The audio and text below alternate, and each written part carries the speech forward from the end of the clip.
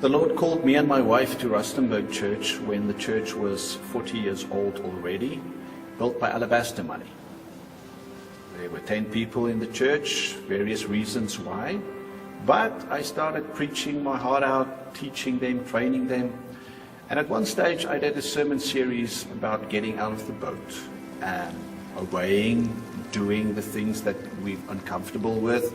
But if God calls us by obedience and by faith, we need to get out of the boat.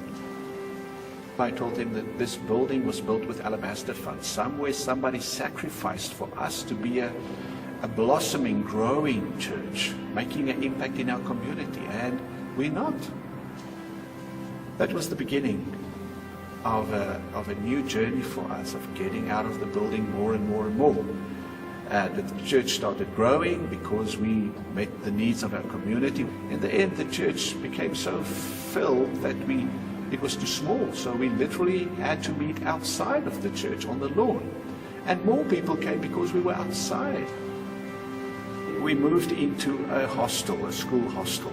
And the plan was to be without a building for 2 years and then start to build a facility with the money that we got from the sale of the old property.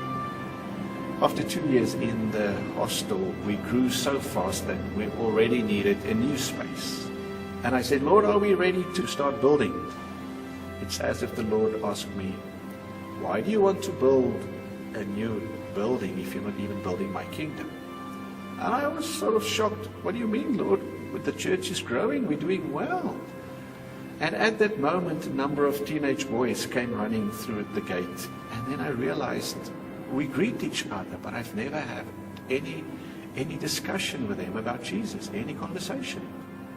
As I got into my vehicle, I started calculating how many boys, teenage boys, do live in this building. Plus there's 2 schools and another one in close vicinity. How many school children move around this building every day? And I calculated between 3,000 and 4,000 kids every day. We challenged the church. Would it be okay? Would you approve? Would you support us not starting with a building, but getting out of the boat again, going without a building for some more time, and making an impact on children and youth in our community? Unanimously, they supported us. So we used the building fund to buy a tent, to put up a youth center. For the first time ever, we're going to add some staff to the team, and not to be a pastor for visitation or worship, but specifically to work with the young people. Fast forward 5 years, 7 years at that stage.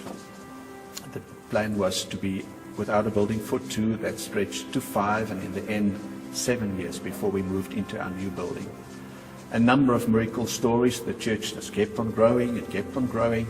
It's as if the Lord started with voices saying, so we're reaching this community, but what about that community? There's a farming community 20 kilometers out of Rustenburg, and the guys don't really go to church. There's no churches there. They have to drive to get to church. So we prayed about it, asked the Lord for his guidance. Somebody phoned and said, we're building this chapel. If you would ever be interested, you can use this.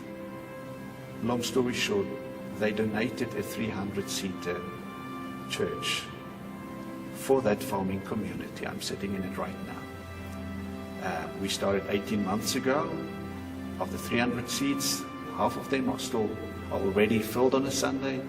And already we're looking at the next community, another 25 kilometers away, a mining community. Somebody sacrificed Alabastro funds so that we can have a tool to reach to our community. And as a church, we are compelled to use the sacrifice other people made with Alabastro money to keep on impacting our local communities.